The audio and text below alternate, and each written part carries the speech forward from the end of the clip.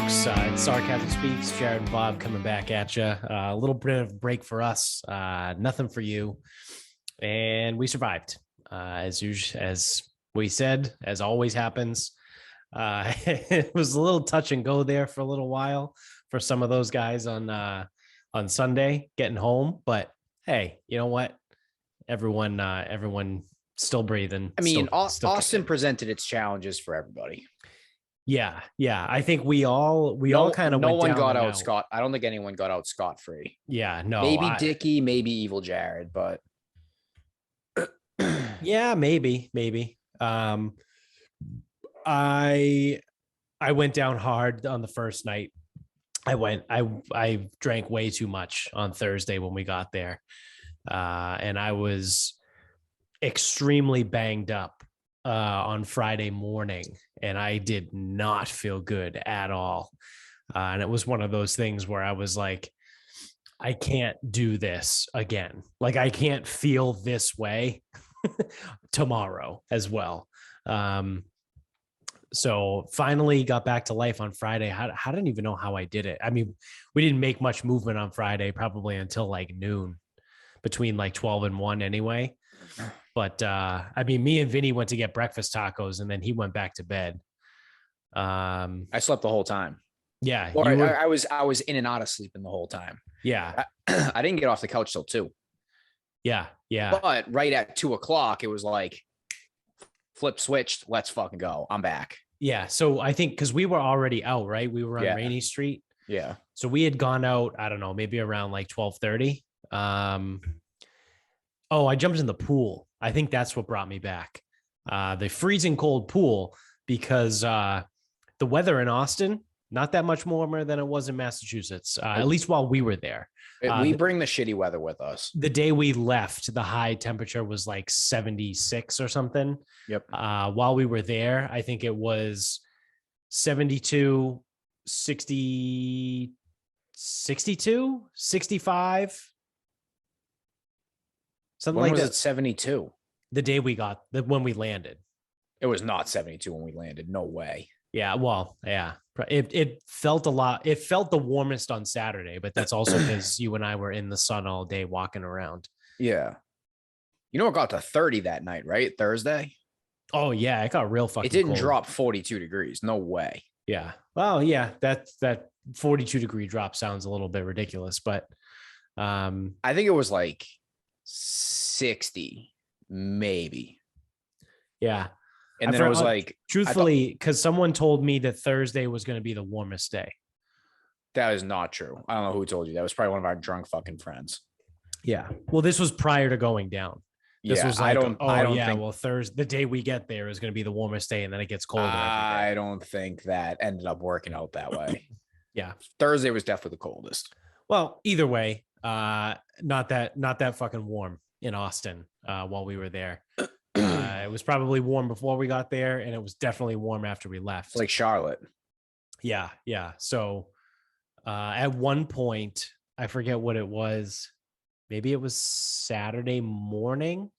It was either Friday or Saturday morning. It was warmer in Massachusetts than it was in Austin. It was like 39 degrees in Austin, and I think it was 50 degrees in Massachusetts. I'm guessing that was probably 9:00 in the morning. Friday. Because when we went out Thursday night, it was fucking cold out. Like it was cold. Yeah. I know we were walking, but yeah, that was unenjoyable. And then Friday morning, it didn't really heat up. Although I think it got to like Friday. It was Friday. I probably got to like 58 or something. Maybe a little warmer within the sun. Yeah. Because when we got to Rainy Street, I was on the street. I was wearing a sweatshirt and shorts. I'm like, oh, fuck, this sweatshirt might be too much. Yeah. But then the first bar we went into blocks all the sun out. Right. So I was actually like cold standing in there because the sun wasn't coming down. Yeah. And 2 painkillers later and 1 rally soda, and I wasn't cold anymore. Yeah. Yeah. So overall, Austin's pretty fun. It was a good time. It's not like we didn't really do much. That's the other thing too, is when we got there, you were with us in the at the liquor store. Yep. When the girl was like, "Oh, you got to go here, and then you got to travel to go to this barbecue place. Then you have to go." And she's like, "I don't know if y'all are like trying to go see stuff." And we're just like, no, we don't see stuff. And that was the other thing too. Like I've talked to a couple people and they're like, "Oh, cool. Like, are you going to go here?" Or like now after the fact, "Oh, how was it? What did you do? Where did you go?" It's like nothing. We just got really drunk. Like that's what we do. Like Vinny put it the best of all people. He said, we paid however much money we paid to fly 4.5 hours to Austin to get way too drunk and really hungover. Like that's it. Yeah. We could have done it anywhere. We could have done it anywhere, really. And I'd say at least we did it in the nice weather, but the weather was only okay. Yeah, exactly. So yeah, I mean, that it is what it is. Like you and I did the most exploring out of anybody. Yep. So here, the other thing too that I don't like about that, I would compare Austin to, and I can only talk about the bar scene. That's the only thing I can talk about in any place I've ever been to. Yeah. Because I don't really care about Austin history. What the fuck? Like, what do people do? Like, what are we supposed to do? Like, I don't know. Yeah, I don't know either. Like, generally, we like to get some food related to somewhere we are, unless it's Nashville, in which case I don't eat.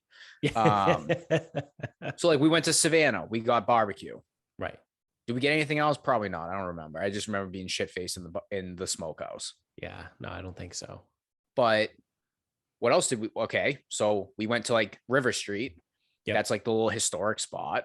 Yeah. We went there. We spent some time on the street that began with B. I don't remember what that was, but that was like the main like urban drag, not historical. Right. Market Street, I think, was one of them, right? They ran. I can't remember. I know one of them began with a B, and that was like the main road. I think the other one was Market. You know, when I went to New Orleans, Bourbon Street, Frenchman Street. I think I went to Frenchman once. Yeah. So it's like what do you do? Like, what do you do in any of these places? It's like, okay, ideally a little bit of the food. Right. I like to try to get bourbon from these places. That's always something we end up doing. Yep. You know, again, it's like, where the fuck in Boston would we get that type of scene? We wouldn't. Honestly, is there anywhere? We wouldn't. And I know, like, so we're from here, so we know better in a couple places. Like, would Faneuil even be comparable? But I've spent be the closest. I've spent no time in these places, but I know Faneuil, you don't go there because it's fucking college kids and woo girls. Right. Yeah, I don't know. I don't really know anywhere in Boston where it's just one big long street of just bars. Yeah. You know what I mean? Like there's some like, or even Boston is like scattered, you know, like it's like one on this street corner and then it's like over there. Like I'm thinking like over by the Fleets or the Garden.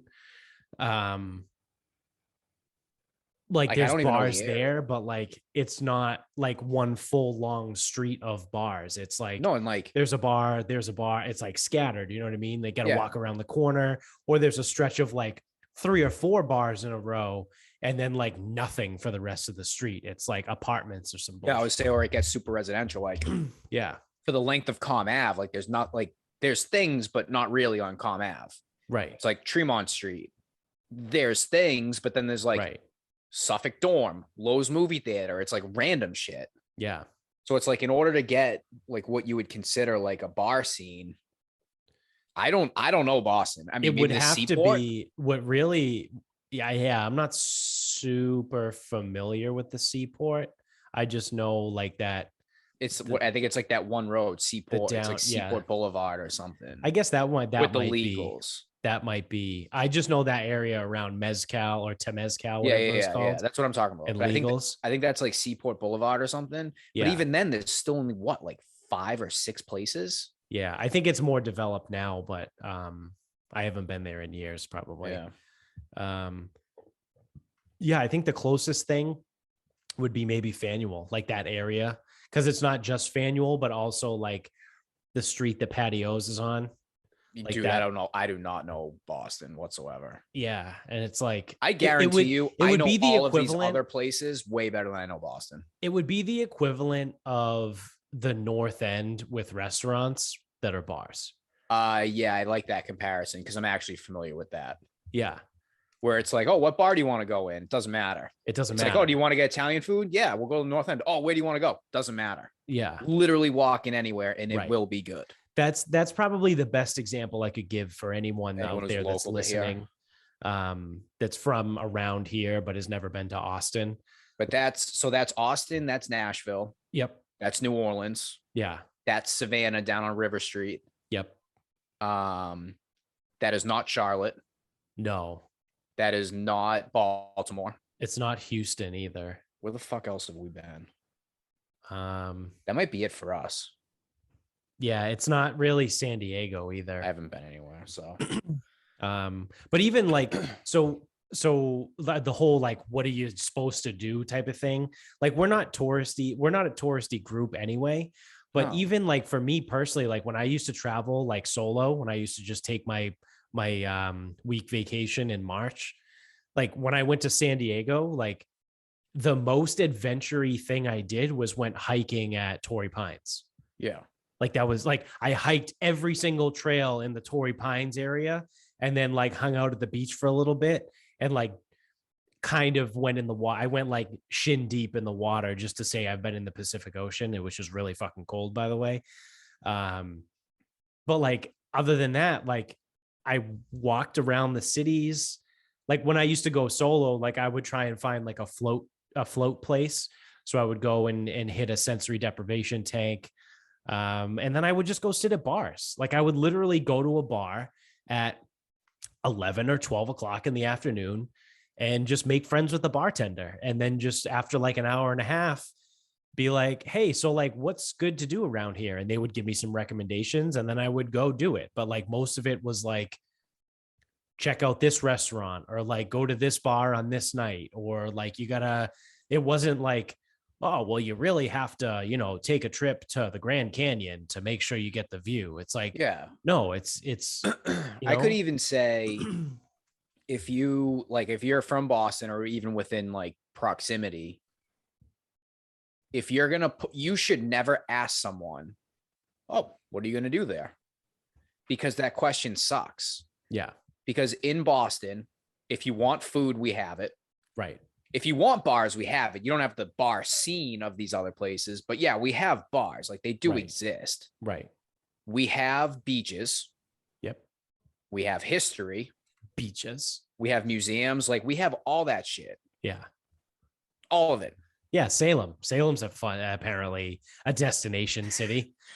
we go to fucking Austin. We meet people who have been to Salem. I don't fucking get it. Yeah. It was like 3 different people, right? Brought up Salem. Yeah, like one dude was from there. One person visited there. They've never been to Boston, but they've been to Salem. Someone we talked to. I don't even know how that's possible. I don't either. I have no fucking clue. Like, did you fly into Manchester, New Hampshire? I think they had been to Salem and Gloucester. And I'm like, what the fuck? Or like fly into Portland and drive down. Like, I don't even know how you would pull that off. I don't either. Unless they flew into Boston. But like they didn't immediately. Listen, flying into Boston, getting in a car and driving to Salem is not going to Boston. That doesn't count. Yeah. That's like saying we've been to Atlanta because we had a fucking 30-minute layover. No, so it's like I always like that. It's like, oh, what'd you do? It's like, well, motherfucker, like you're gonna fucking first of all, yeah. Did I drink entirely too much? Absolutely. Yeah. Did I eat enough? No. Nope. Did I almost put myself into a panic attack on Saturday? Almost did. But like where we're from, we unfortunately, because I don't like giving Boston any fucking credit because I fucking hate that place. Same. We have everything. Yeah. Now the city sucks and it closes early and the weather sucks. Right. So it's like, oh, like if we went, so say we went to Hilton Head instead of Austin this past week and the weather was good. Let's say we went to Orlando. So we go to Orlando. It's like, oh, what'd you do in Orlando? Oh, well, we played golf. We drank too much, went to some restaurants. And I don't think Orlando's close proximity to a beach, but let's pretend we got to a beach. Yeah. Well, you can do all that stuff up here in the summer. Like, right. But it's just the time of year makes it okay. Like, yeah. Yeah.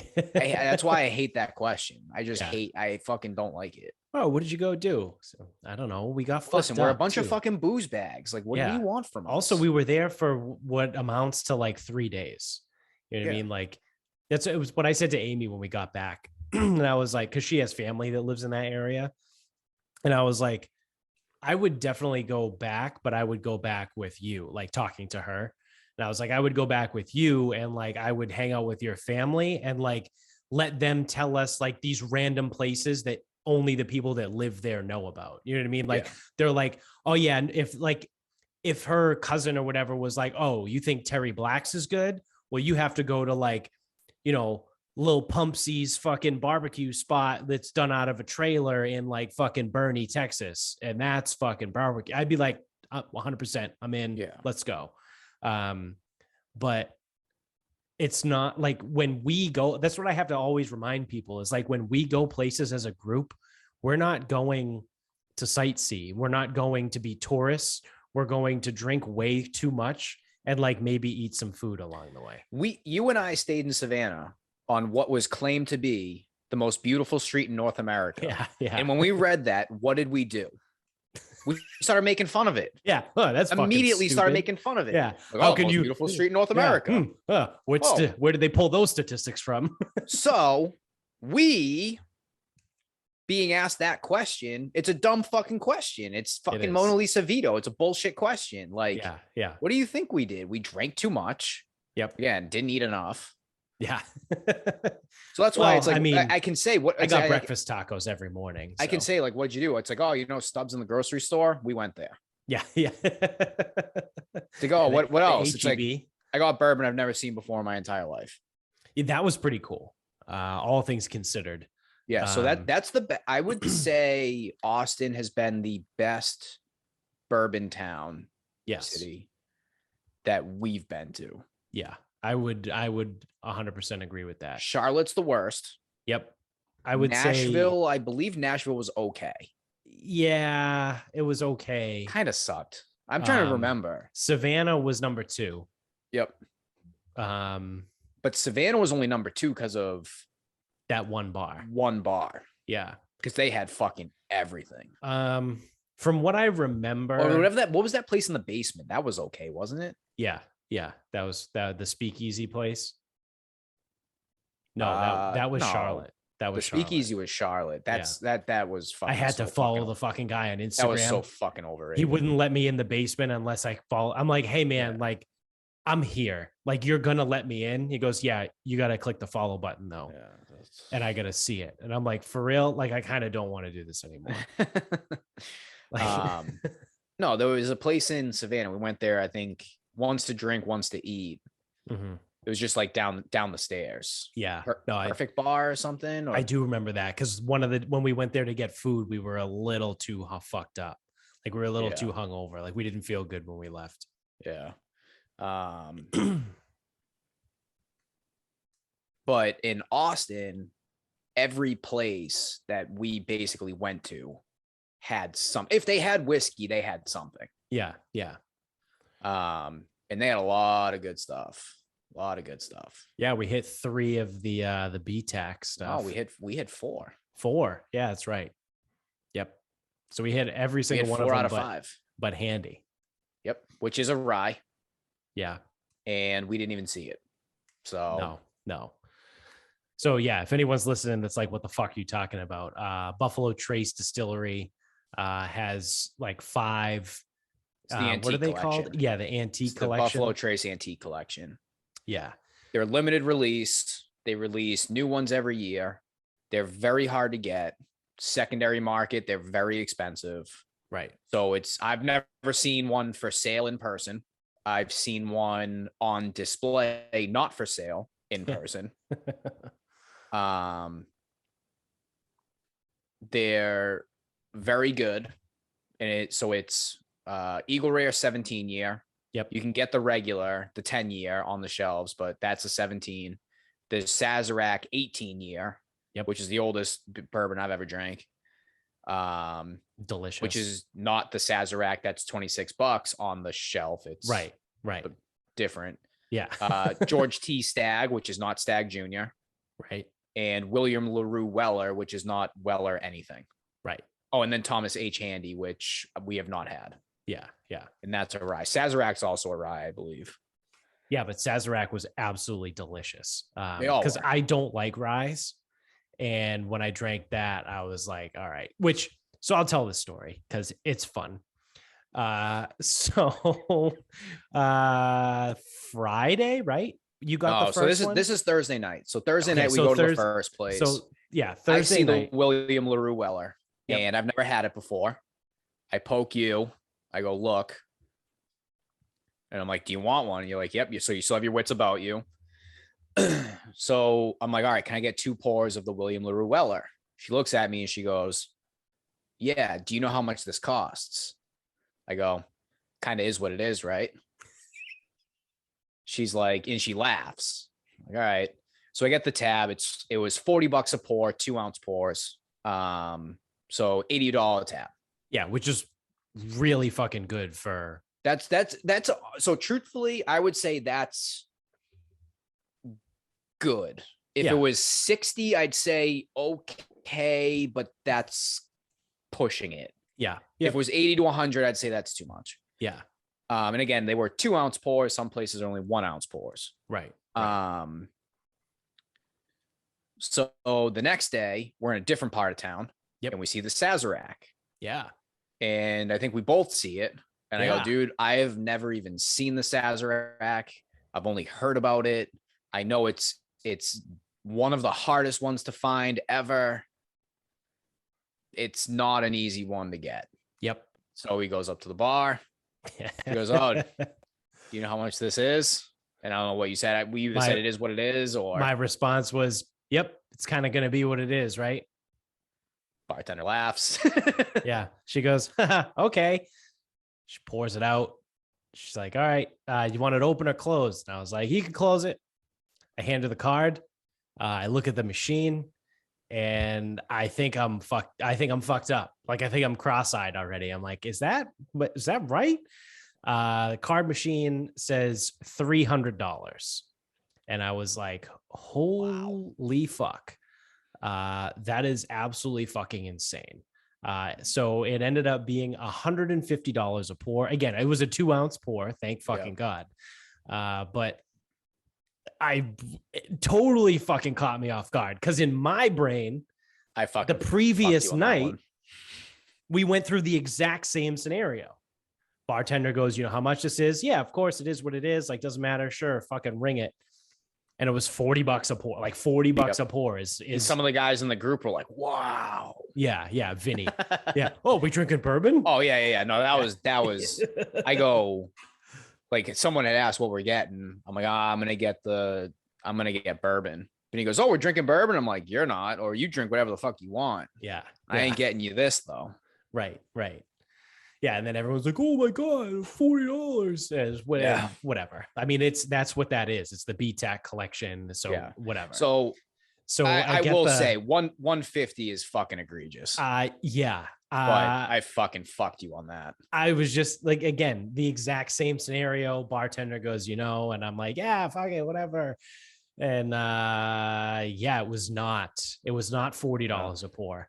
So truthfully, when she said that, I was expecting anywhere between like 50 and 70, right? Like, it's something like that, being like, yeah, whatever. Like, if it would cost me $150 for 2 pours, I would have been like, okay, like, that's a little pricey, but like, it's not the end of the world. I would look at it like, that's expensive, but I think that's the cost of getting Sazerac, because it's you can't find it anywhere. Right. Yeah. However, $150 per pour. No.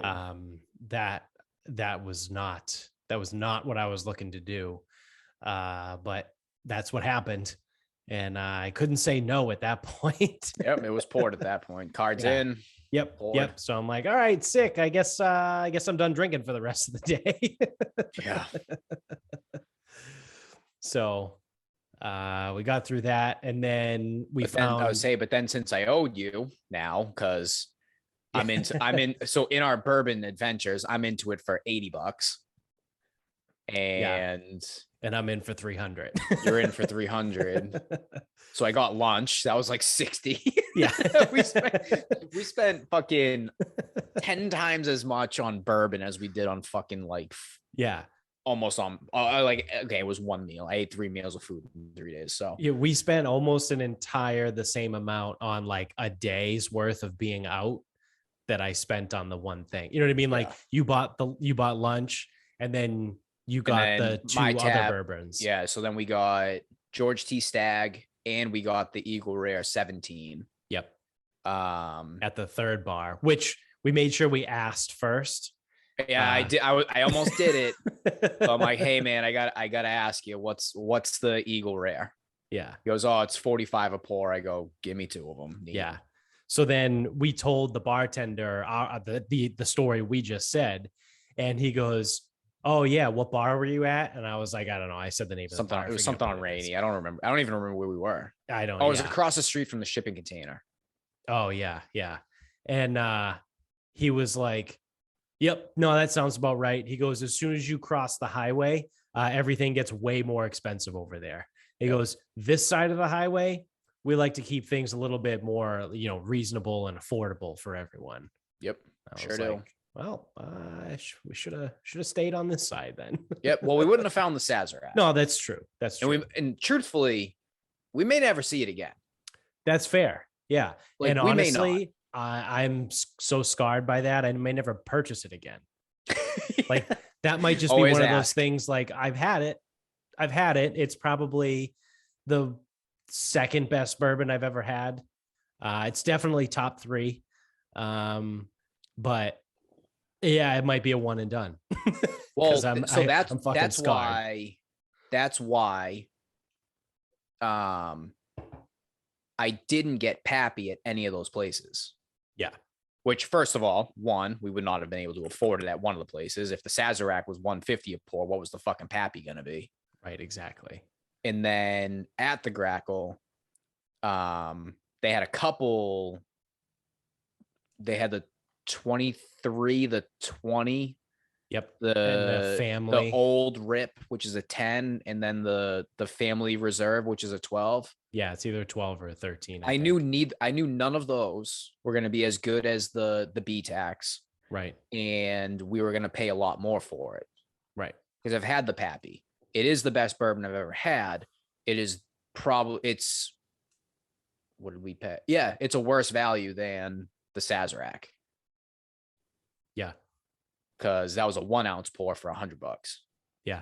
So the price is the problem with Pappy, not the bourbon. It's the price. Because people will be like, oh, Pappy's not that good. No, it is that good. Right. The price leaves a very, very bad taste in your mouth. Yeah. Yeah. It is that good, but it's not $2,500 a bottle good. Like you're going to see, like if you ever do see a bottle of Sazerac somewhere, you're going to instantly almost get sick. Yeah. Thinking of the time you paid $300 for 2 pours. Just like if I happen to somehow fucking see it somewhere in a store, I'm just going to go up and be like, hey, how much you guys selling that bottle for? And then just laugh, like have absolute zero intention of purchasing it. But I just want to hear what they say and be like, cool, man. Have a good one. Yep. I'll take my bottle of fucking Jefferson's or Henry McKenna. Yep. For $40. No, and that's how that works. So, I'm still good paying 60 or less a pour. Yeah. For rare stuff. Yeah. And I mean, now that we've had the super duper rare shit, 75 for a 2 ounce, maybe 75 for a 2 ounce. I'm not going to be happy about it, but I'm not. I would do that. I would do 75 for a 2 ounce. I think 75 for a 2 ounce. I think I'd still be, you know what? I wonder if that bar in Boston has the Pappy. But like my thing is like now that we've had all of like the super rare shit, like what the fuck do I need to spend that much on again? You know what I mean? Like if I go out somewhere, well, it would be to have it again because we've had it. We know it's good, right? it's still gonna be good. Like, yeah. But it's just like, what is the situation? Like, do I really want to pay for that type of deal? It's gonna depend. And like, if they have Weller 12 in the house, then the answer is Weller 12 always, because right. despite being less powerful, so it's just a milder William LaRue Weller because the proof is less on it. It's delicious and affordable. Yeah. Yeah, I mean they're all good. Like all of the beat tax are good. You know no, like but I'm just saying, like Weller 12, the black bottle. Yeah. Yeah. Like that felt like stealing when they gave that to us for like $10 a pour. Yeah. I was like, but we can't find that up here. I think you can find it in other parts of the country. Yeah. So like you said, like the bourbon scene in Austin, I'll give it an A+.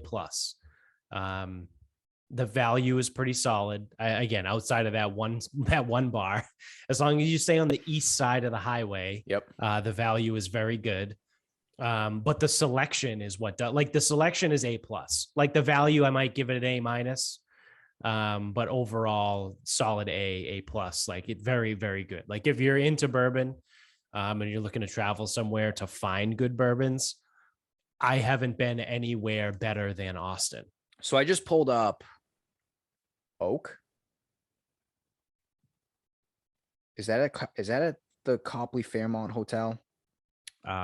Could be the Oak Room or something. I don't know. So I pulled up what they've got, and these are 2-ounce pours. They list their prices. Yep. Wow. Old Rip is 50. The Pappy 12 is 100. The Pappy 20 is 200. Jesus. William LaRue Weller is 200, which we paid 40 for. Exactly. Yeah. And Rock Hill Farm single barrel is 100. Yeah. So I will never be getting bourbon in Boston. High-end bourbon. Booker's is 18. Eagle Rare is 16. I'd go with one of those. I would get Booker's. And they have George T. Stagg for 100. Yeah, that's wild that it's that expensive. Elmer T. Lee, $69. That's a joke. We got that in Portland. Bill bought it for us. He didn't even know what it was. It was like $12 a pour. Yeah. Yeah. So, I mean, this is the Oak Room, and which I think is the Copley Hotel. All in all, I would recommend Austin to people. Like if they were like trying to go somewhere and like, oh, what's a good place, or like what's one of the best places you've ever been, I would put Austin up there. Again, it's tough because we just got way too fucked up on the first day, or at least I did. Don't worry, I did too. Yeah, but I feel like I can say we kept it together the rest of the weekend. I didn't even go out Saturday night. Neither did you, because that was stupid. And we were like, dude, we have to fly home tomorrow. Like they didn't go out until 8:30 on Saturday night. And I was like, I'm not doing that. Like, yeah, I think they went out later than that, but I would have went out around 7. Yeah. But I couldn't because my heart rate sitting on the couch underneath 2 blankets, my heart rate was 110. I would have went out at like 7 if they were going to get dinner. Like there was no dinner. Like it was 8:30 and they were like, we need to go get dinner. And it's like, you guys are going to get like a food truck and then you're just going to hit bars. Like I'm good. I'll sit here and I'll throw the taquitos in the fucking oven and then proceed to eat most of them. No, because that's what. And I think during the trip, I transitioned to, and I said this at the gym. So I said, there is not one good thing that's going to happen on any of these bachelor parties, whether I go on 3 or 4 this year. Nothing good will happen after 9:30. People go, no, the saying's midnight. I fucking know that. I know the fucking saying's midnight. What I'm fucking telling you is that it's not fucking midnight. It's 9:30. Like I'm not fucking chasing girls. I'm not going to a strip club. There's nothing good after 9:30. What the fuck exactly. Am I going to find after 9:30 that is good? That's going to be productive. Nothing. All I'm going to do is get more fucking fucked up. I'm probably going to sleep later and I'm going to be more hungover, which means I can't get out of bed in the morning because I'm too fucking shit-faced. And I miss out on everything that's going on. There's also a thing where we walk 6th Street, which 6th Street is the main drag. Right. And Rainey's another one, but 6th Street's been there longer. And you don't even remember what you see because you go at night and it's dark and you're annihilated. So me and you had to walk the drag again. Yeah. And that's how we found out like how long 6th Street actually is, what's going on there, what it's actually like, what 7th Street is, because I was getting texts about the fucking bums and how someone we knew was scootering around the bums on 7th Street. And I'm like, what do you mean 7th? Why were you on 7th Street? Yeah. I go, it's 6th Street. But that's where the bums are. The bums are on 7th Street. Right. We had to cross over that to get to Stubbs. And then it's like, we went to Stubbs. No one else went with us. Right. So it's like, if we never went out during the day, I'll give you an example. Nashville, I have no idea what Broadway looks like. No clue. Yeah. Yeah. I mean, because we arrived at night. The only reason I do is because I spent a week there. Right. Years before. We arrived at night, dark. I don't even know. We went to Broadway the first night. The next day was the game. Yep. So by the time it was dark again, we went to Broadway. Yep. And then the next day, me and you didn't go to Broadway. Yeah, we stayed in Midtown. So I genuinely don't know what fucking Broadway in Nashville looks like. Yeah. No, I don't really care either. It's just bigger 3-story bars with live music owned by country musicians. It's all the same shit. Like I know that. Right. Right. But and it's like I went to what's the famous one? Tootsie's? Yeah. The one floor. So we went to Tootsie's twice. And I couldn't even tell you what it looks like from the outside or how to get there. Aldean's, I remember the stupid big sign because it was the first place we went to, but yep. So I'm like transitioning to I'll do my damage during the day. Yeah. And I know we had talked about this prior, but I am 100% on board with that. I think and I say we, I mean me, and then obviously you, but I don't think we as a group are going to be able to really transition. Nope. But I think I know myself, if I'm going to like make it and actually like be out and like do shit and not be a piece of shit on the couch until 12:30. I'm with you. We've got to be day drinkers. Like we've got to go out at 11 o'clock in the morning, do exactly what we did on Saturday. Kind of just walk around, see what's there, find a bar we like, be like, all right, let's pop in for a drink. All right, let's go hit a different bar, walk around to a different area. Let's check this bar out. All right, cool. We pop in here. You're walking a little bit more. Oh, let's stop and grab some food in this place because this is a food, in Saturday's case, it was Stubbs. So it's a famous barbecue place. Yeah. Cool. Let's go there. All right, cool. Now let's walk a little bit further back. Let's pop into a different bar. Like that's more of my scene. That's more of my speed. Like I'm not like, I just can't do it anymore. Like I can't leave the house at 9 o'clock at night after drinking most of the day anyway, and hit bar after bar after bar and be out until close at 2 a.m. or last call, whatever the fuck it is. And then stumble my way home and go to sleep at 3 and then, get up and feel like fucking death. Like I can't do that because we did that Thursday night and it was awful. It was absolutely fucking terrible.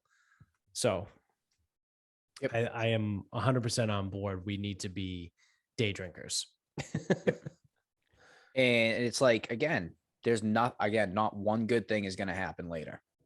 At least during the day, you can see some stuff. You can still get fucked up. And it's not hard, especially in these places. Yeah, exactly. Still wander around. Yeah. And then never mind. It's like, okay, so I know the bum situation of Austin didn't feel dangerous. Like it really didn't. No. But later into the night you go, the more fucking dangerous it gets. Yeah. Yeah, there was that one guy that was screaming at nothing on Saturday in the middle of the day. Yep. But so, yeah. And like you said, never mind that you're going to be more drunk too. And then fucking, if a bum says something, oh, fuck you. And then now you have a problem. Yep. You know what I mean? And not that it would be you or I, but someone in the group might. Someone or someone's. Yeah. And then what are you going to do at that point? You just going to leave them? Like, all right, well, I guess we're fighting a bum. Yeah, probably a cracked out bum. Yeah, exactly. So hopefully the crack is worn off. Covered in piss. Beat the shit out of all 7 of us, like fucking John Bernthal in The Punisher. You gotta be careful, man. For like 45 seconds, he probably can. Yeah, you gotta take advantage of the next minute and a half, though. Yeah. Yeah. So yeah, I mean, of all the places I've been, I'd put it up there. I would say Austin is better than Nashville. I would lumped it into the category of Savannah, Nashville, Austin are all in the same category for me. Yeah, that's fair. So what you get in Nashville is the bars are bigger. Yep. Both in terms of area, and they're typically all 3 floors. The music in Nashville is insane. They're all fucking nails. Like every single musician in Nashville is fucking good. Yeah, they're all super talented. Every single one is good. So no matter what they're playing, no matter where you go, the music's good in Nashville. Austin, you can get good music, but it's not all going to be like that. Right. Austin gives you 2 spots not far from each other. So I know Nashville has Midtown and Broadway. Yep. But 6th Street and Rainey Street are both good spots. For that, like that type of scene. Midtown's obviously way slower. Yep. Which would be the other side of the highway of 6th Street in Austin. So I did like that if you kind of want to be in the action, you do get a couple options, not far, and they're not far from each other. Yeah.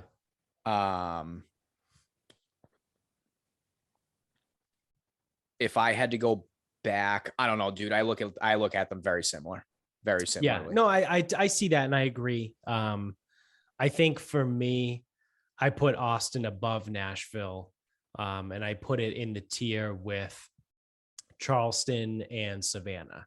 So for me, like the way I look at it is like, I've been to Jacksonville too. Jacksonville's whatever. It kind of sucks. I've been to Orlando. It's fucking tourist trap. Nashville is like kind of fucking, Nashville's a little too wild. Like if I were ever I am going back to Nashville, but if I were going to go to Nashville and like go again on my own, I would only stay in Midtown. Like I have zero desire to go to Broadway because especially now, like I'm fucking 30 years old. Like I don't need to be on Broadway in Nashville until 4 a.m. I just don't. It's you want to talk amateur hour? Like that is amateur hour. Like hang out in Midtown, do what you got to do. So like my speed now, like I said, is more of like the laid back shit. Like, let's go hit a bar. Let's do this, maybe get some food. That fits 100% with Savannah and 100% with Charleston. So I think still to this day, Charleston and Savannah are my 2 favorite places that I've ever been. I've been to Chicago. I've been to Houston. They're all just massive cities. It's fine. I've been to San Diego. San Diego's really cool, but you know, it's still one of those like, it's okay. Like it's still not better than Savannah, or Charleston, like, so I don't know. It's tough. Charlotte was just, I wouldn't recommend anyone ever go to Charlotte unless they're going to see a NASCAR race or a football game. Yeah, like there's no need to just go hang out in Charlotte. No, there's like you've been to Myrtle. Like Amy and I went to Myrtle Beach 2 years ago, or last year, whenever I don't know. Time doesn't make sense anymore. Not last August, the one before. Yeah, so it was 2 years ago, 2 Augusts ago. That was fine. It was a little too touristy. Like it reminded me of like an upscale Hampton Beach. I think we talked about it when I got back, so like I've been to a lot of different places. Austin is up there. Like I said, Austin is probably like a 2nd tier type of place for me. Or like a 1B, you know what I mean? Like if Savannah, Charleston is 1A, then Austin is 1B. I might throw San Diego in as a 1B. But then, like I said, all those other places like Houston, Chicago are fine. They didn't suck. Charlotte kind of sucked. Yeah, Charlotte and Baltimore were rough. Baltimore kind of sucked. I mean, it was fun being like, and I had fun being there. But like obviously, the city we obviously sucks. had fun being there. But yeah, the fact that me and Vinny were actively looking for a bar. Yeah, and we were asking people. Yeah, any bars nearby, anything. Oh man, I don't know. What the fuck do you mean you don't like? How the fuck do you not know? Yeah, like. Yeah. And now, in fairness, we were not in the Inner Harbor, so I don't want to speak to the Inner Harbor. Right. But that's what it's called, right? Yeah. Yep. Yeah. So we weren't in Inner Harbor. I'm sure Inner Harbor's fine. I bet you it's great. But the fact that I was in Baltimore, not far from the stadium, asking people where to find a bar and they couldn't tell me, that doesn't make any damn sense to me. Right. Yeah. Now, people can be stupid. That's fine. Whatever. Yeah. But yeah, so I have Austin, Savannah, and Nashville in a very similar category, all of which below my favorite place ever, New Orleans. Yeah. See, I've never been to New Orleans, but nothing for me will ever beat New Orleans. Everything I've said about all these places. Actually, I didn't really say it. I always say nothing I said flies in the face of this. It's the most disgusting place in the world. I promise you there, nothing good is happening after about fucking 8:30. Yeah. It's disgusting. It's awesome. I fucking love everything about it. Except the heat and the humidity. Yeah. Don't love smell. that. Yeah, whatever. You get past it. Yeah. Once you're in it for a few minutes, it goes away. It's like you go nose blind. There was a fucking skunk hanging around the gym this morning. So it's like, yeah, outside it smelled like a skunk. Inside smelled a little bit like a skunk. But then you're in it and people stop noticing. And then you stop smelling it. Yeah. What does that leave for me? That leaves, and then my bottom tiers are Charlotte and Baltimore, and I'm good with those places. Yeah, I'm good with New York City too. I've been to the city. It's overrated. So like for me, my thing is like I don't like big cities. So like area wise and people wise too. So like that's why I wasn't a huge fan of Houston, wasn't a huge fan of Chicago. I hate Boston. I hate New York City. I don't like people. Like I don't like feeling like a fucking ant in an ant colony. Like we're just like thousands of fucking people moving, going, doing, drinking, running. Like I'm good with that. Give me the smaller town where you can have to be flexible about that. Down in New Orleans, it's very dense. Yeah, very, very dense. Yeah. Then like if that's the case, maybe I wouldn't like New Orleans as much as you like it. Like, and I'm not saying it's a bad thing, but that's just how I look at things. But the place is great. Yeah, and that's the other thing too. It's I've never been to any of these places and had a bad time. Yeah, it's just I look at it like this city's not for me. Yeah, the thing. So, but that I know what you're saying with like almost feeling like an ant. It's not like that. There's just a lot of people around, but that's because everyone's doing the same thing you're doing. Right. And yeah, it's a little bit of amateur hour. It just kind of is that way.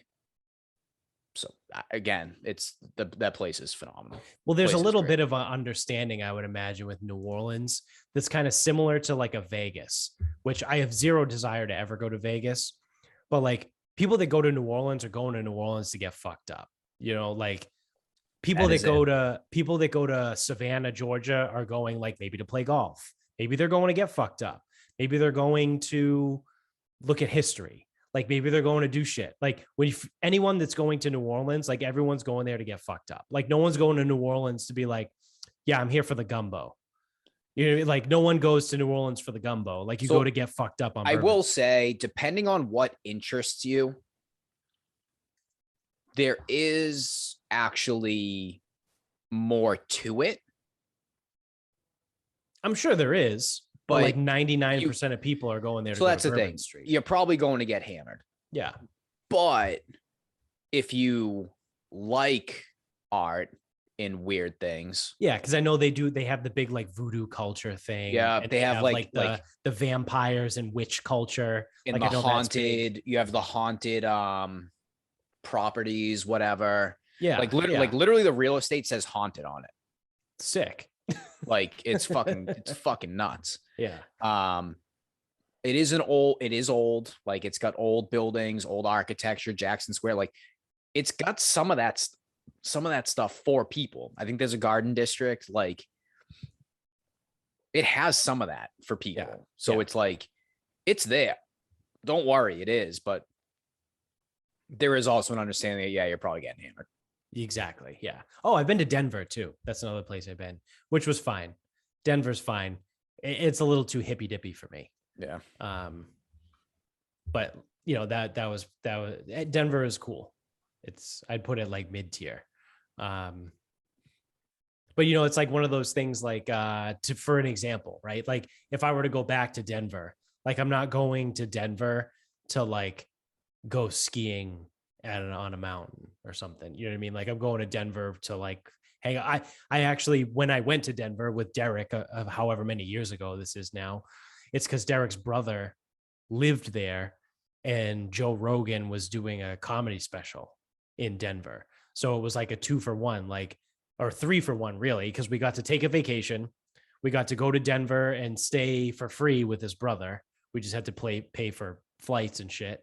And we got to go see Joe Rogan at a huge theater. So it was like, you know what I mean? Like it was a cool trip to just go do. We were there for like 3 or 4 days. You know what I mean? Like that's what we did. Like I'm not going to go somewhere to be like, oh yeah, I went there and then I went hiking, which I know I did that in San Diego, but I was also up by myself. Yeah. You know, but like for us too, like if the group of us, for some ungodly reason, which would never happen, if we ever went to Vegas, like we wouldn't go to Vegas and then be like, oh, let's go to the Grand Canyon, or like, let's go hike somewhere. We'd be like, let's go get fucked up and see how many casinos we can get kicked let's out see of. let's see how much money I can lose. Yeah. Or be like, hey, do you guys think we could pull off an Ocean's 11 situation and then be too hammered? We'd be like Leo in Wolf of Wall Street trying to pull off, thinking that we're doing Ocean's 11, but really we're just crawling down the street on our fucking asses. You know what I mean? Like that's what would happen if we went to Vegas. The cerebral palsy phase.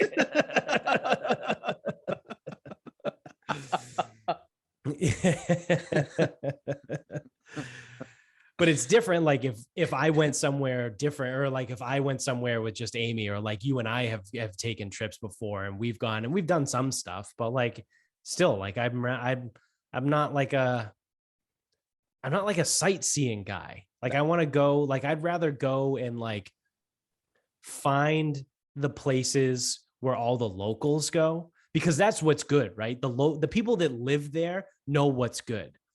Where all the fucking tourists are probably sucks. Like because all the fucking tourists go there. Like I want to find the place. I want to go sit at a dive bar, make friends with the bartender, and ask them all of the real places that I need to go. And that's where I'm going to go. Like I'm not going to go sit and fucking, I don't know, whatever, a fucking tourist trap. You know what I mean? Like to use Nashville, like I'm not going to be like, oh, well, I got to go to Hattie Dean's. Yeah. Gotta go to Hattie B's. Yeah. I got to go to Hattie B's. No, I want to wait in line. I want to make friends with a bartender at a dive bar who tells me about this other fried chicken place that's better than Hattie B's that no one knows about unless the people live there. That's where I'm going. You know what I mean? Like that's the type of shit that I like to do. Speaking of Nashville, do you remember the hayride thing that like the hayride bar? Yeah, we bought our way onto. That we paid like $40 to get on. Yeah, I forget what. Like I remember, like I feel like I bribed the guy, but I don't think I bribed the guy. Like were we supposed to have tickets for that? Like I don't know. Like were we supposed to like, oh, you need a ticket? And I was like, I'll give you $40, and he's like, okay, come on. Like is that how that worked? That's probably how it went. We probably thought we were like being cool, but really like it costs like $5 to get on. Yeah, and the guy's like, oh, 40? Yeah, sure. Yeah, it'd be 15. Yeah. Do you remember that the way I remember it, where it literally felt like a hayride truck? Yeah, no, it was covered, but it was a hayride truck. It was a and covered. it had a bar, right? Yes, it had a bar at the front. Okay. I just making sure I'm remembering this the right way. Because I was yeah, no, it's not. It wasn't a pedal tavern. No. Because that's what I always. It was a legitimate fucking like probably a 30-foot hayride. Like right, it's like no hay. The wooden sides. There was no hay in it, but like it was had seats, and it took us to Broadway. Yeah, and we got to drink on the back of it.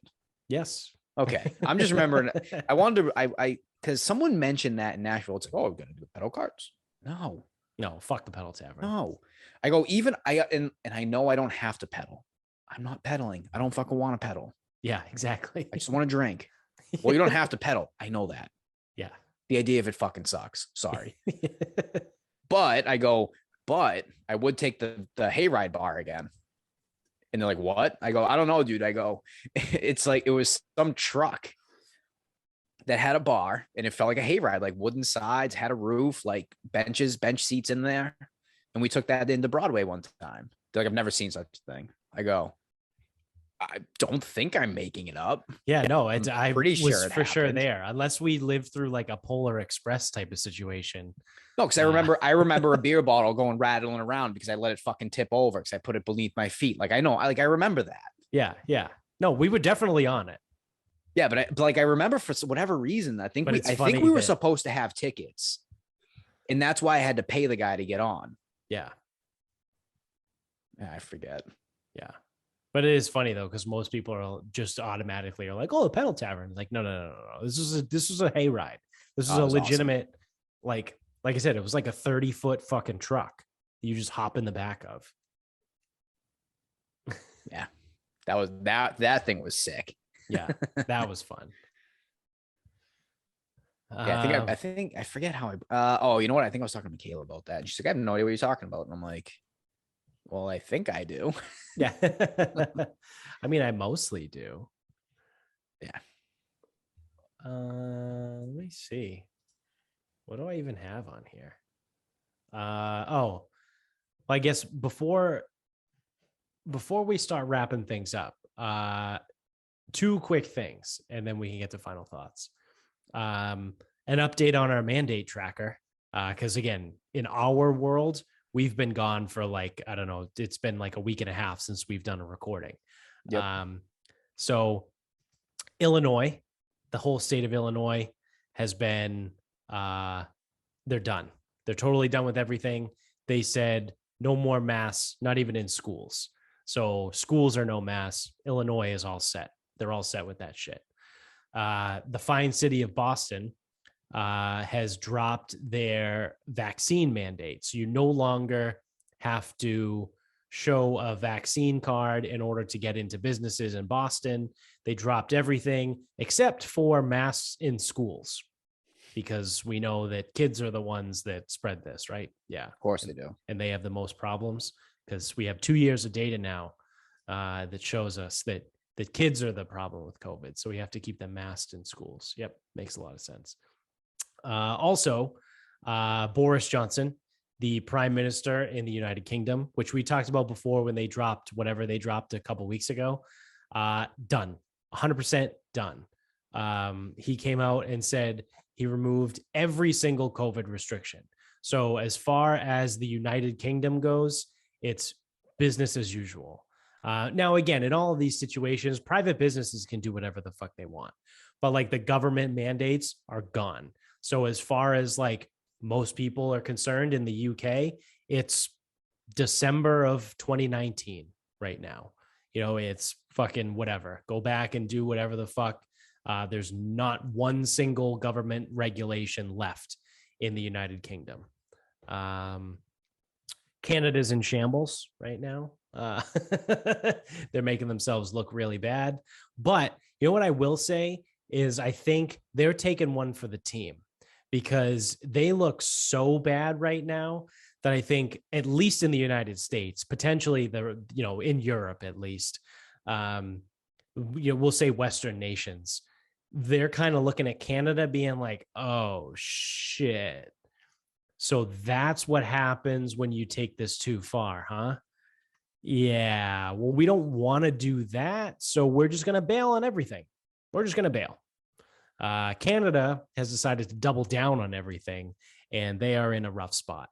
The government just passed like the emergency something act that like gives the government like a ridiculous amount of power to like close shit down and like freeze people's bank accounts, and it's fucked up, man, as far as like freedom and liberty goes. Now again, don't get me, I'm not some fucking,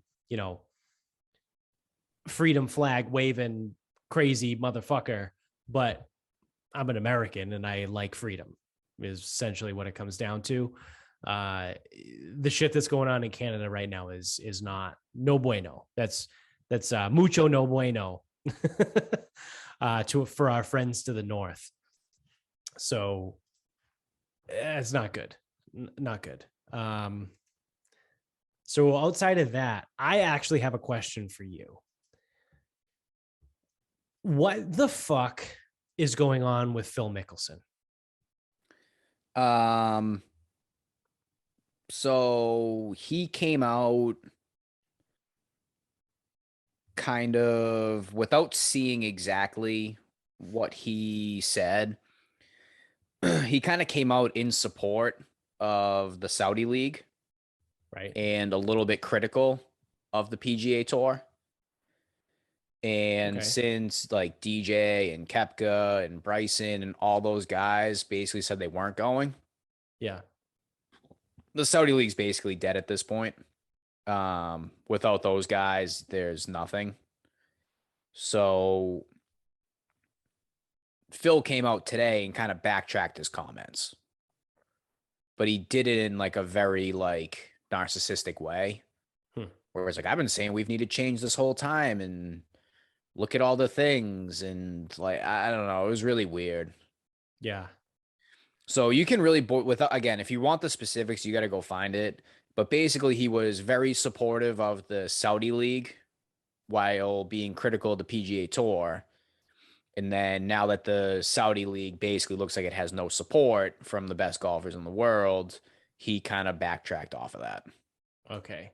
Because I know nothing about, I haven't seen anything. The only thing I've actually seen is people tweeting about it. So I've seen everyone's tweeting like, oh, Phil Mickelson's a narcissist, or Phil Mickelson's a narcissistic asshole, or Phil's a piece of shit, or we've all known that Phil is a piece of shit, but now it's being publicized and all this stuff. Now everyone's finding out what we've known the whole time. Like everyone's just ripping all over Phil. And I saw KPMG dropped him as a sponsor and like all of this shit. But I'm looking through on Twitter and being like, I can't find what happened that led to all of this. Like I can only find the people commenting on it. But I haven't seen anything from Phil. Like I haven't seen any of that. So I was just really confused. I mean, I knew kind of I knew it had something to do with the Saudi League. But I didn't know the specifics of it, and I didn't know what the fuck was going on because I couldn't find anything. But so now I know. I was confirmed that it had just had to do with the Saudi League, and he was being a dick, essentially. Yeah, and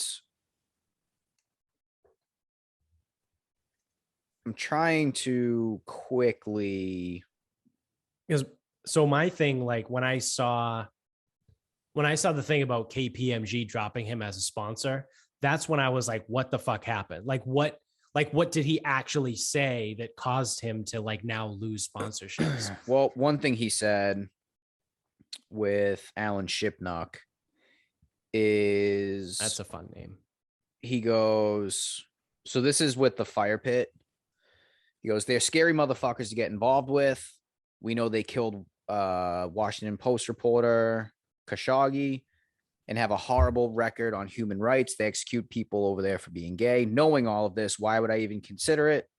Because this is a once-in-a-lifetime opportunity to reshape how the PGA Tour operates. They've been able to get by with manipulative, coercive, strong-arm tactics because we, the players, had no recourse. as nice a guy as Jay Monahan comes across as, unless you have leverage, he won't do what's right. And the Saudi money has finally given us that leverage. I'm not sure I even want the Saudi Golf League to succeed, but just the idea of it is allowing us to get things done with the PGA Tour. I mean, that's not an awful thing to say. Dude, so Saudi Arabia sucks, right? Yeah. Like, there's nothing good about that. Like, what happens there? No.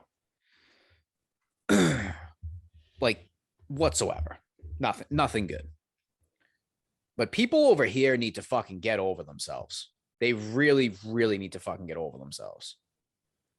Yeah, so there's a lot of things about that, right? Like, yes, Saudi Arabia, not a great fucking place.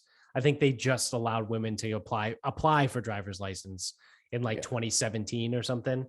Not great, right? We know that the human rights thing isn't awesome over there. However, if someone wants to leave the PGA Tour to go over to a shitty country and get paid tens of millions of dollars, go for it, man. That's your prerogative. Like, I'm not going to fucking lose sleep over it. They don't even have to go over there, though. It's not being played over there. Right. So then my other thing, my part two, is anyone that's going to give someone shit about that, I would turn around and be like, how do you feel about the NBA? Because the NBA is essentially fucking coddling China's balls, right? And China's not great at human rights either, right? Yeah. Oh, you think China's awesome? Yeah. Why don't you ask the Uyghur Muslims and the Tibetan monks and Taiwan, the whole country of Taiwan, that they don't even exist. Hong Kong.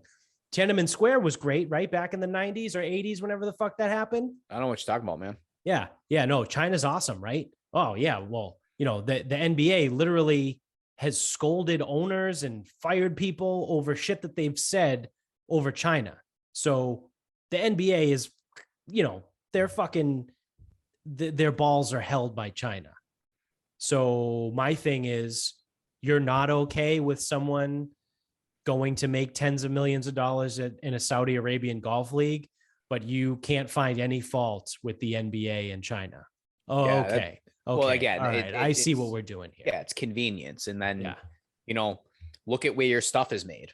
If you're that concerned about human rights, don't buy stuff from China. Right. Don't do it. Yeah. I know a guy who doesn't do it. Because I won't buy anything from China.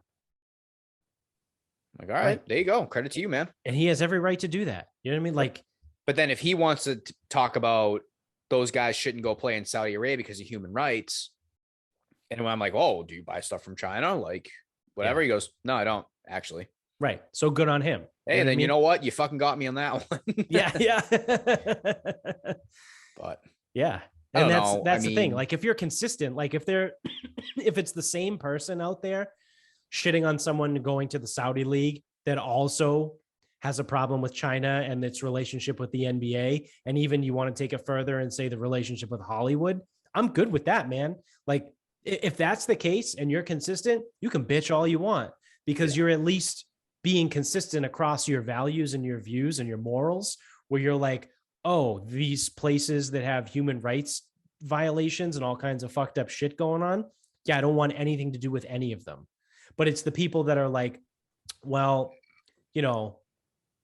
I like the NBA and I think they should really, be quiet about China. Or what do you mean? China's not that bad.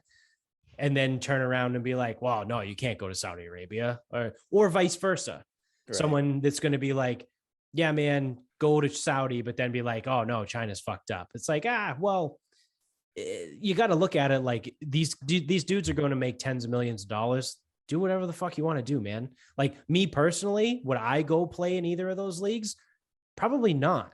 And I say that, if someone dropped a check for $25 million on my lap and said, you can go play golf for the Saudi Arabian league, first of all, I'd be like, well, it's not going to last very long. So how good is this check for?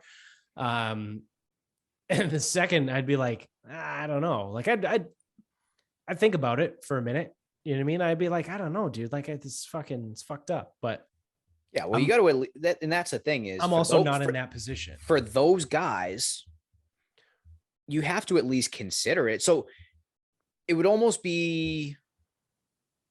It's almost stupid for me to use that example. I'm like trying to think because someone, but people say that it's like you take the average salary. You can't take that money from Saudi Arabia. It's like, yeah.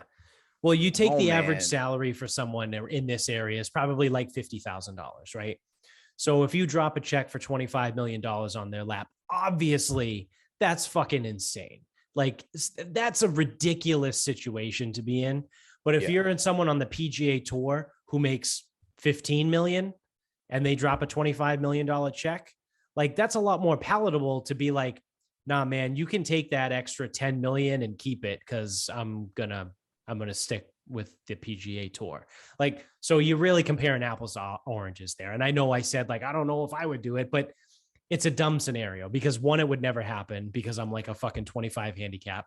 And two, you're comparing like someone, like I said, if you take the average person that makes $50,000 a year and give them a $25 million check, that's just ridiculous. Like, obviously that person would be retarded to not fucking take that money, aside from like killing someone. You know what I mean? Aside from doing something that's like heinous and evil, like, oh, you want me to go play golf for $25 million? Yeah. Guess what? Where do I sign? Yeah. But that's me. Like I said, like, that's not these guys that make already between 10 and $20 million a year. So yeah, that's the thing, is it's completely an unrelatable scenario, because the rumors were, and none of this is confirmed. Everything's just a rumor. But it's rumored that Bryson was offered $140 million for, I don't know how many years, maybe 2. Yeah. But it was going to be guaranteed before he even shows up. That's what he gets. Yeah. Well, that $135 million is up from 0, because PGA Tour players receive $0 for being on tour. Right. 0. None. Then Bryson gets his 135, 140, whatever it was. And then he plays for bigger purses that were guaranteed. So now his earnings were probably going to end up being higher as well. Because even if it was only 10 to 12 events, it's guaranteed money, and the purses were bigger. Yeah. So for these guys, it was going to come down to like really, really making a shitload of money. Yeah. And it's not, you can't even use a multiplier, because it's not even the same. Like, so Phil has been rumored to make 40 million in endorsements in the last couple of years. I think it's 40 million each year. Yeah. And someone guessing said John Rahm probably got 20 million a year to play Callaway stuff. Well, you're losing that stuff. That stuff's going away, because those companies are not going to support you if you leave. Right. All right. So now you're looking anywhere from like the top of the line being like 20 to 40 just to play. Now it's 135. That's $95 million more. Right. So even if you use a multiplier, what's 40 into 135? Is that 4? No, it's 3.5. It's like 3 and change. Yeah, 3 and change. Well, I wouldn't take triple the money to go work for Saudi Arabia. It's like, yeah, no shit. Because even if you made $100,000 a year, you would have to change everything for $300,000 a year. That ain't worth it. Right. Right. But if you're one of these guys, you could go over there, play 2 years, and never fucking work another day in your fucking life ever again. Yeah. And that's like the one thing it came down to. And people are like, no, it's blood money. It's blood money. Just think about what you would do to work less doing what you do now for 2 years to never work another day in your life, for someone who's fucking 24 years old, 23, 27, 28 years old. Yeah. Think about what you would do. I'm sure you would fucking bend your morality for that. Yeah. Yeah, absolutely. Now, again, I don't know what it would take for me to retire. I have no idea. I don't know what that number is. Oh, dude, you have to use the Tony Robbins retirement calculator. Yep, sure. Yeah. I'll just ask the Elvis impersonator on Spencer's podcast. Yeah. Tribute artist. Whatever. Don't care. He does not fucking get my fucking politically correctness. Again, it's like, I don't know what it would take. So say like, because I'm how old am I? 31, 32? Yeah, turn 32. I don't know what it would cost for me to retire for the rest of my life. Is 5 million enough? I have no idea. Like, I genuinely don't know either. So say it's 5 million. It's like, all right, hey, if you go and, run a gym for 2 years, we'll give you $5 million. It's like, all right, man, what's the catch? Well, the cartel owns the gym.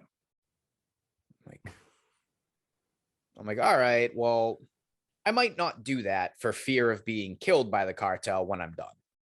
Right. Right. Because that's organized elite. Like,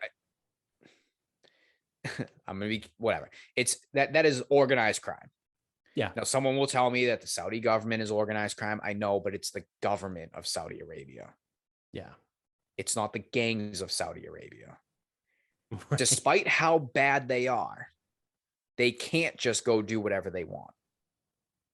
And they can't just start picking off all the random golfers that they paid all that money because they left. Someone will be paying attention. Right. So I don't know. I don't know what the right answer is. It's almost an unfathomable scenario where, like, figuring out, like, who would you work for? Yeah. If it meant for 2 years, if it meant that you never had to work again. And that's what most people would have to weigh.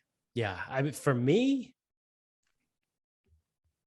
I think I would work for most people. I think it would depend, and I know we're getting into semantics here, but I think it would depend on what the job was. Well, I know you're recently changing positions. It's whatever. So in this scenario, it's whatever you do now. Right. So say it's teaching. Right. So you got to go teach for 2 years. In Saudi Arabia. In Saudi Arabia. But they're going to pay me $5 million for the next 2 years. But for working those 2 years, it will be enough money where you do not have to work another day for the rest of your life. Yeah. Because that's potentially what these guys were looking at. Yeah. I mean, that's hard to say no, right? Same thing, even if it's China. So I got to go be a teacher in China or a teacher in Russia, but they'll pay me $5 million over 2 years and I never have to work again when I'm done. Yep. Oh, and you only have to work 3 days a week, 4 hours a day. Yeah. Because your workload's getting cut. Because that's also what was happening with these guys. Or you work the same amount of hours, but instead of working what's the teacher schedule? Is it 10 months or 9 months? Yeah, 9 months. Okay, but instead of a 9-month schedule, it's only a 4.5-month schedule. Right. Because remember, it's still the same job. Right. So you don't have to work it, but you work less. Yeah. Yeah, because these guys were going from 40 events to 12. Most of them play like 25 events, and they were only going to have to play 12 or so. Yeah. And actually, sorry, you wouldn't even have to go to China. China would only be paying you, though. They would just pay you, yeah. Because you don't have to go there. You don't have to go there and live there. There were no events in Saudi. There probably would have been one in Saudi Arabia. They all go now. That's the thing. They go now. Right now, they go. Right. They just had it like 2 weeks ago. Yeah, it went against the Waste Management, I think. Yeah. They were all just there. So they have no problems going there and playing there and taking their money then. Right. But now it's an issue, whatever. But yeah, so in the hypothetical scenario, you would be teaching for half of what a teacher schedule is. And you'd be getting for 2 years. You still do it here in the United States, and you would get enough money to retire. Yeah, in that scenario, I would do it. Yep. I would do it. It's hugely different when it's here and you don't have to go anywhere. Nope, you don't have to go there. You don't have to go over there. I would do it. Yeah, because there was going to be a ton of the events were mostly going to be held here. Yeah. Maybe a couple in Australia because it was the Shark, but dude, they were probably gonna have to go to Saudi Arabia once, which they do anyway. Right. Yeah. Huh. Well, that's why I was just curious as to what was up with Phil. So let's wrap this up, right? Yeah. It's that time. I would just like to throw it out there that I don't know what it is or why or how or anything, but apparently the barbecue sucks in Texas. Because that's all I've fucking heard. Yeah. Jones told us the barbecue sucks. The Yeah, woman at the liquor store told us the barbecue sucks. Tim Dillon was making fun of fucking food in Austin today. Yeah, that was good. If we're gonna talk about anything that really sucks in Austin, it's anything that isn't a taco. And I'm gonna let barbecue slide. Yeah. Because we got pizza in Austin and it was fucking atrocious. Awful. Calling that pizza is offensive. Awful. So fucking bad. It was so fucking bad. Austin Airport, disgusting. Yeah. Walking by whatever the fuck they were making in there. Yeah, whatever. Salvation pizza. It's like the Salvation Army pizza. So like when we were walking in we were told about the bums on 7th Street. So we crossed 7th Street. And and I think I showed it to you, but we look to our left, it's a pizza place and 2 Italian places all in the same block. Yep. And they're all fucking closed. Yeah. So Austin, Texas, just keep making the damn tacos. And if you're from out of town, know where the fuck you're from and don't fucking do this shit. Yeah. Don't get fucking pizza in Austin, Texas. Don't go to Austin and be like, oh, I'm going to try the pizza, or like, oh, what's a good Italian place? No. Don't do that. Like Nico said that to the Uber driver as soon as he fucking landed. He's like, oh, what's a good place to get food around here? And he literally flat out was like, don't give me some Italian shit, because I didn't come to Austin, Texas to eat Italian food. You're not going to beat what we have back in Boston. So tell me somewhere to go that's not Italian. Yeah. He just laid it out right there. Yep. You always said that in the liquor store too. Yeah. But it's true. Like you had said it earlier in this episode. Like, we really have everything here. Like, we have great food. Boston has great food. Like, you can get decent enough barbecue. You can get phenomenal Italian food, amazing pizza, great fucking Chinese food. Like, you can get any sort of fucking cuisine you want in Boston or in this New England area, and it's awesome. Texas, don't go get Italian food. Don't get pizza. Although their tacos and burritos are better. The tacos are great. I get it. I said that to someone. It might have been you. We were walking around. There's a fucking taco truck on every corner. And everything. I'm like, I get it. We're really close to Mexico. Yeah. I get it. You guys like tacos. But there's literally a taco truck. In fairness, they're better than any tacos or burritos I've had up here. Oh, 100%. So 100%. Like that straightens out, but it's like, I don't just want to eat tacos all day. Yeah. Yeah. I would like to eat something different. Yeah. Yeah. So I don't know. Maybe the food in Austin sucks because what's his name was making fun of it. Tim Dillon was making fun of it at like fucking 5 a.m. Yeah. I think he did a show in San Antonio and was making fun of Austin for whatever reason. Well, he lived there for like a minute. Okay. But yeah. Yeah. If you're going to go to different parts of the country, just beware of what you're doing. Yeah. Yeah. Like we had said before we even left. I wouldn't trust the fish in Iowa. I was just going to say, we said that before we left. We were like, don't go to Nebraska and get the sushi. Yeah. You know, like figure out what they've got there. You got to know. I think beef would be good in Nebraska. I think beef would be great. Yeah. Pork would be awesome. Got a lot of pigs, some corn, a lot of corn. So, you know, you can sit on it and then eat it. So I don't know about the barbecue, but so again, back to the original point. I don't know about the barbecue. We went to Stubbs. It was fine. Yeah. I haven't been to Kansas City, haven't been to St. Louis, haven't been to Memphis, although I keep hearing about Memphis, not sure why. But it's just Beale Street in Memphis. There's not a ton else going for it. No. And then did we have barbecue in the Carolinas? No. Savannah's in Georgia. Yeah, we had good. Yes. We had phenomenal barbecue in Savannah. Yeah. So then I guess technically we haven't actually had it in the Carolinas. Yeah. Because I don't even know if there was one fucking barbecue place in Charlotte. Yeah, I think what a fucking place. what a fucking weird city. I think I've had barbecue in Charleston. Yeah. Well, like that's another one. I trust like that. The seafood, great in Charleston. Like that was like exactly. But yeah, it's like one of those things. Like the food is great. But anything Asian as you go south of the country. Yeah. Steer clear. Stay the fuck away. Unless you're in California. If you're on the West Coast, you're fine. Yeah, West Coast is fine, but like East Coast and South. Yeah. Yeah, don't get Chinese food in fucking Georgia or Florida. I think Michaela told me like Myrtle Beach. I mean, it's all chains in Myrtle Beach anyway, but like there is no Chinese food. Yeah. I think she was telling me that, unless I'm making that up completely. Yeah, no, that sounds about right.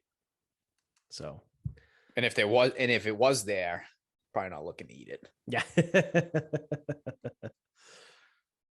All right. I had a final thought that I just was gonna change it and run it off of what we were saying, but I forgot what it was gonna be. I can't. It had something to do with food. Nice going. Oh, I got one. I remembered. I want to give a quick final thought shout out to Granny's Tacos in Austin, Texas. That is the place that just happened to be like literally in the backyard of where we were. The Airbnb we stayed at, the back of it was on like a legitimate alley, like a dirt alley. And then on the other side of that alley, there was a gate that opened up into a vacant lot.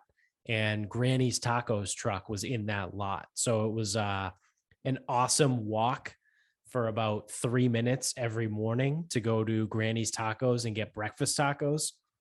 When we first landed on Thursday, we got burritos there for lunch, dinner, whatever the fuck it was.